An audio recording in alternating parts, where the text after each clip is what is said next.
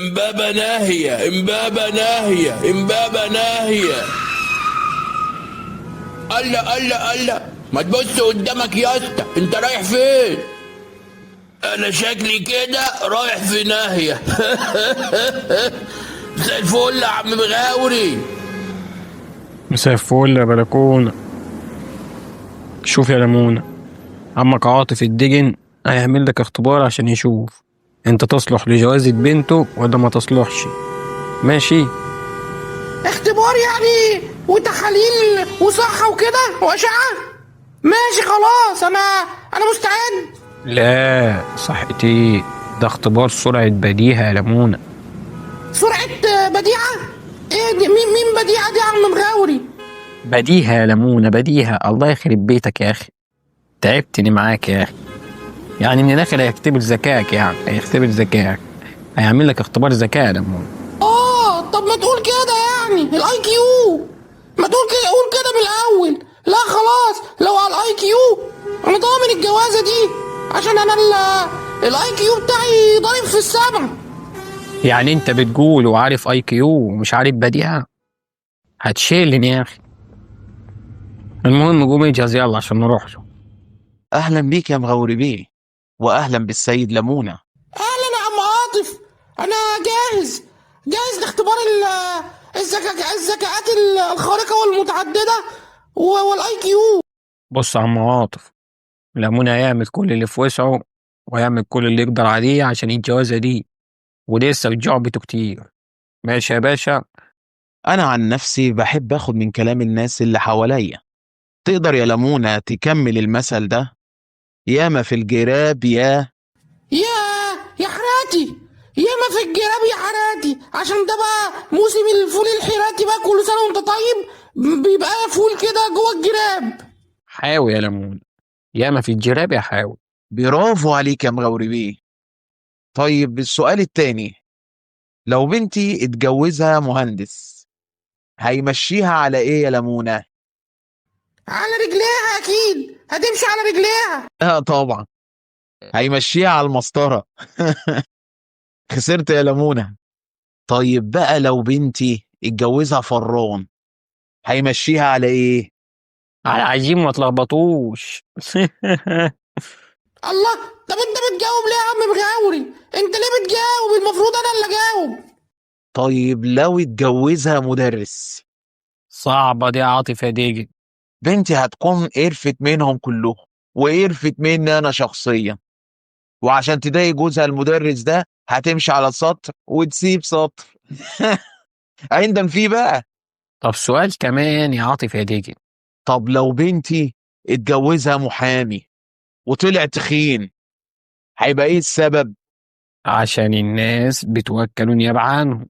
الله بقى يا عم مغاوري، انت بتجاوب ليه كل شويه كده؟ ما انا عارف الاجابه دي بقى. الله. لا مؤاخذة يا لمونة، لا مؤاخذة، معلش، حقك عليا، سخنت بس، معلش الجو شدد. كده انت سقطت يا لمونة، واللي نجح هو عم مغاوري في امتحان سرعة البديع، وانا موافق اجوزها لعم مغاوري عشان سرعة بديعته ترد الروح زي البازا فندي الله يرحمه. نهار اسود بقى ومنيل، ضيعت لي مستقبلي يا عم مغاوري، الله يسامحك.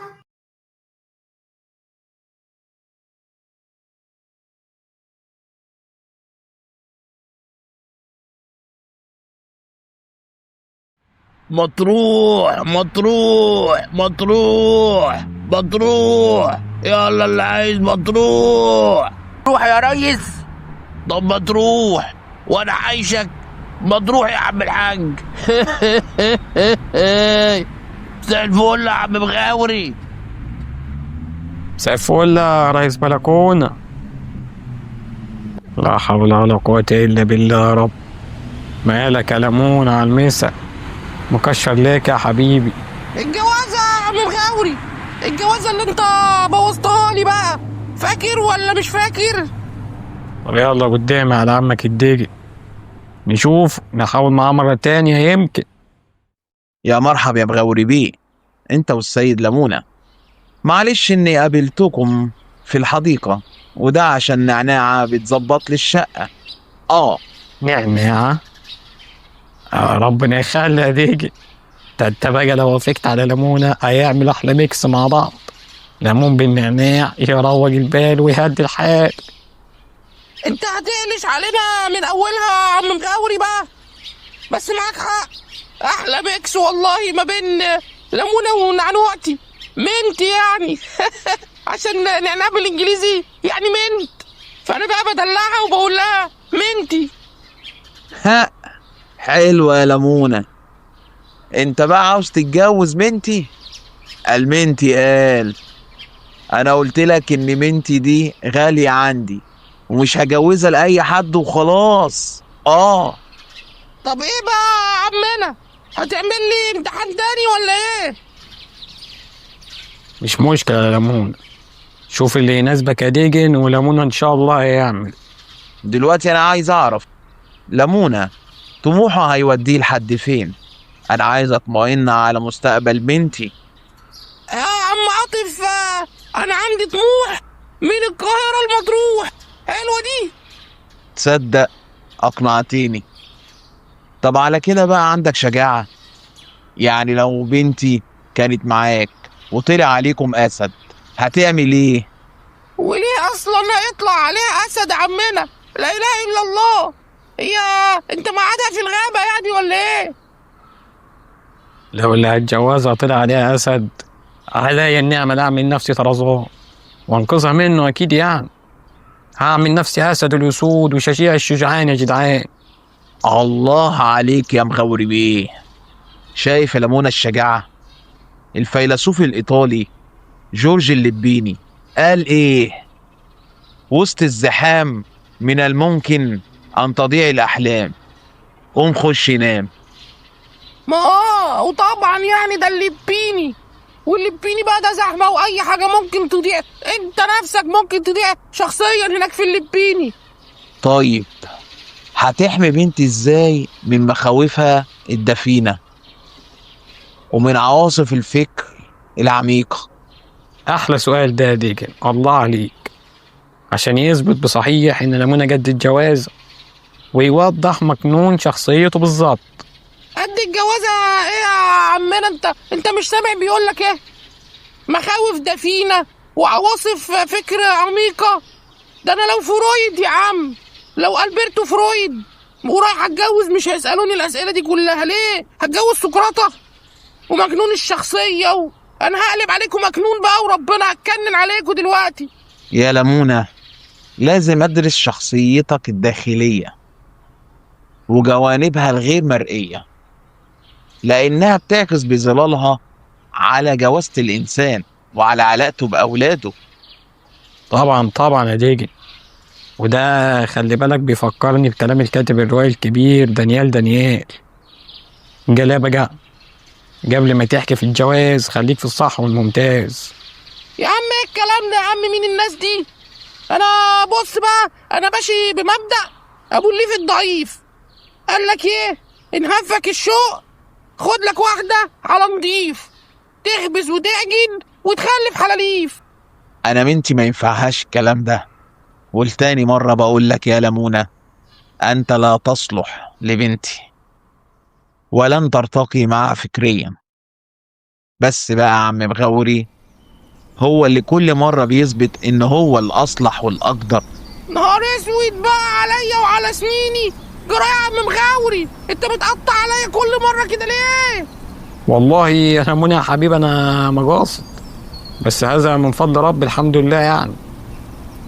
شجاعة تلاقي، مغامرة تلاقي، حكمة تلاقي، انت لازم تاخدني قدوة بقى. روح يا لمونة، ربما أدي لك فرصة تانية. يمكن ساعتها تقدر تتعلم وتتحسن وتتأكد وتكذب برضو.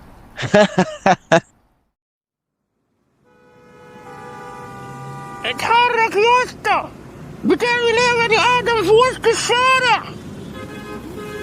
مديتيشن يا جهلة، مديتيشن يا ناس. هدوا أعصابكم كده، ريلاكس. مش مستاهلة كل ده. لازم نحافظ على أعصابنا وهدوءنا. نفس عميق.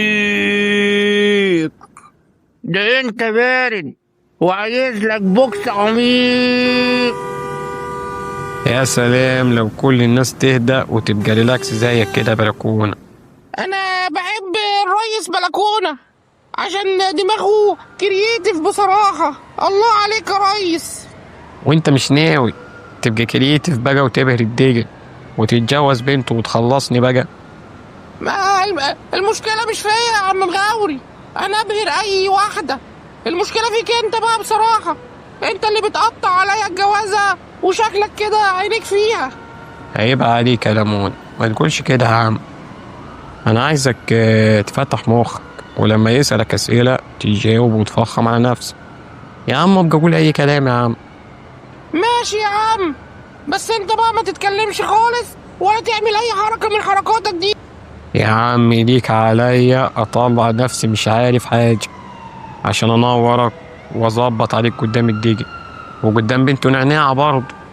الله عليك يا عم مغاوري وتضحياتك الثمينه. ماشي انا موافق يا عم، يلا بينا. ازيك يا مغوري بيه؟ ازيك يا سيد لمونة؟ ها يا لمونة، اخبارك ايه؟ طورت من نفسك وغيرت من شخصيتك عشان تتناسب وترتقي مع مستوى بنتي؟ خلاص يا دجل، لمونة بقى جاهز لاختبارك، وشخصيته خلي بالك بقت جامدة وعلى ضمانتي يا باشا. طب قول لي يا لمونة، انت جاهز لتقلبات بنتي وهرموناتها اللي بتتغير ما بين كل لحظة والتانية؟ تبدلات عاطفية وتغيرات داخلية. جاهز يا عم ومستعد لكل هذه التقلبات اللي انا حتى مش فاهمها، وانا كمان بتقلب زيها واتغير واتنكر كمان لو عايز، وبتنكر للجميل عادي جدا. بالظبط، ده انا لسه مغدي امبارح واتنكر للجميل ده فعلا. طيب انا معيش بنتي في مستوى عالي، لو بنتي طلبت منك تعيشها في نفس المستوى هل تقدر تحقق رغبتها؟ يا عم عاطف، انا اساسا هجيبها ونيجي نقعد عندك في البيت في نفس بقى المستوى، ونملى عليك حياتك بقى وحقق لها رغباتها، وادخل السعادة على قلبك يا عم. يا سلام عليك يا لمونة، شفت اديك الليمونة اتغير كيف وبقى كريتيف وضرب جزرتين بحجر واحد، نفذ رغبتها ودخل السعادة لقلبك يا باشا. كرييتيف ايه بس؟ ده شحيتيف، ده مش هيصرف على بنتي.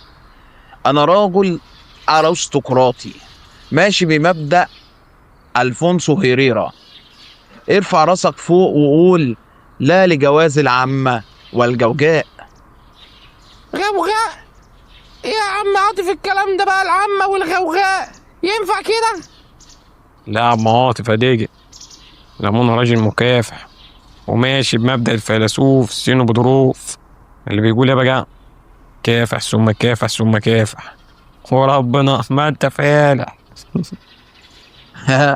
حلو يا عم مغوري. شفت يا لمونة مغوري بيه فهمك وعارف انك مش فالح مهما عملت، وان لسه اللي يستحق برضه بنتي هو عم مغوري. يا دي النيلة عليا وعلى سنيني يا عم مغاوري، انت بتقول عليا ان انا مش فالح يا عمي وتبوظ لي الجوازة؟ هو ده اللي اتفقنا عليه؟ الله ما قصدي يا لمونة، انا بقول كلام الفيلسوف والكلام موجه للعامة. والجوجاء العامة، والعامة دي تبقى اخت ابوك. اخت ابوك؟ مش اخت ابوك ده اللي هو الكائن البحري اللي عنده ايدين كتير؟ فك بقى كده يا عم عاطف بقى وانت عم مغاوري سيبكم من كلام الفلاسفه اللي هيضيعنا ده. يا عم انت وهو انا عايز اتجوز بقى، قولوا لي اعمل ايه؟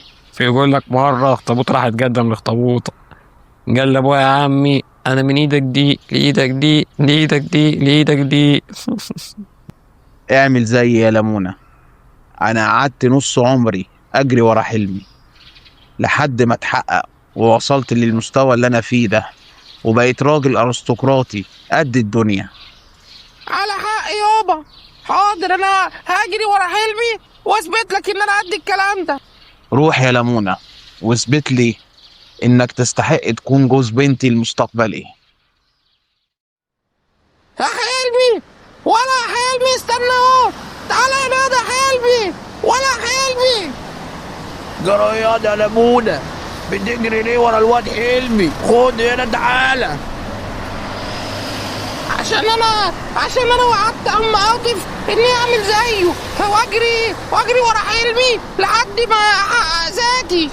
رمسيس واحمد حلمي، رمسيس واحمد حلمي، والابونا بيجري ورا حلمي قال ايه عشان يحقق ذاته. زي الفل يا عم مغاوري. قول يا لمونة بتعمل ايه؟ الله يخرب بيتك، انت اما تيجي ورا حلمي فعلا ولا ايه؟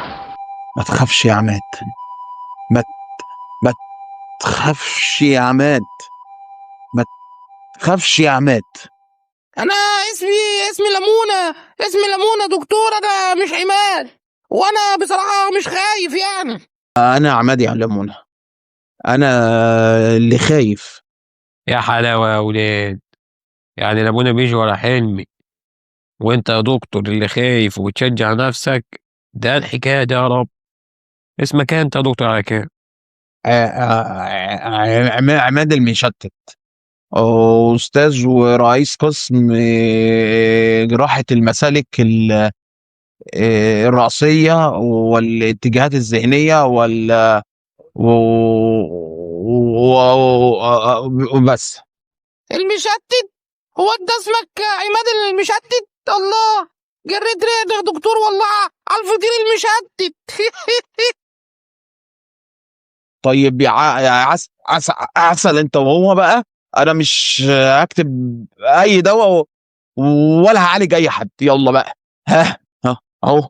يا دكتور فك بقى وما تاخدهاش كده بشكل شخصي يعني على صدرك. وبعدين هتعالجني من ايه يا عم؟ هي شوية كدمات وهتروح، مش فلات فوت يعني. فوت علينا بكرة بقى يا دكتور. فوت وطعمية. فوت على مهلك فوت.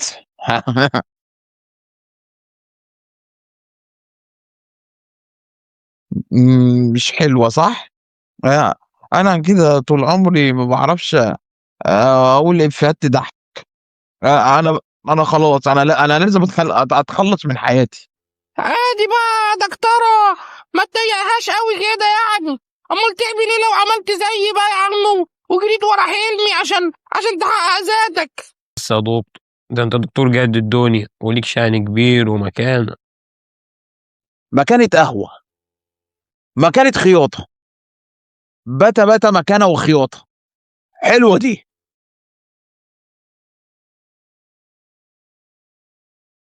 مش بالعافية بقى يا دكتور والله، مش عشان انت يعني دكتور وكده، بس انت كنت ممكن تقولها ايه، مكانة ومسالك بولية.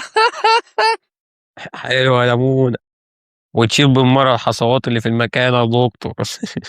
صحيح انا دكتور، لكن كان نفسي اعيش زي غيري، اتنفس زي الناس، العب زي الناس، اجري ورا الناس، مش طول عمري محبوس في البلطو الابيض.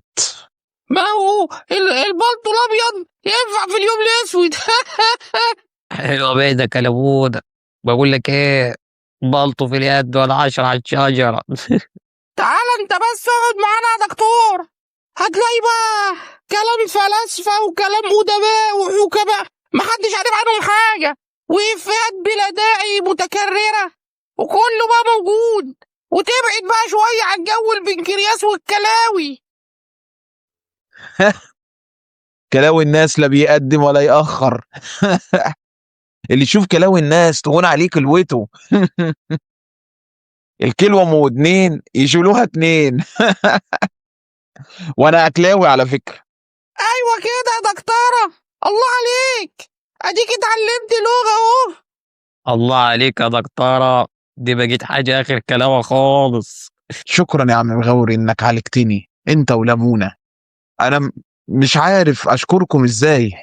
والله عايز تخدمنا من أبو جد يا دكتور، اكتب في الروشتة إن علاج الواد لمونة ده إنه يتجوز نعناع، ولو ما اتجوزهاش ممكن تنهي على حياته.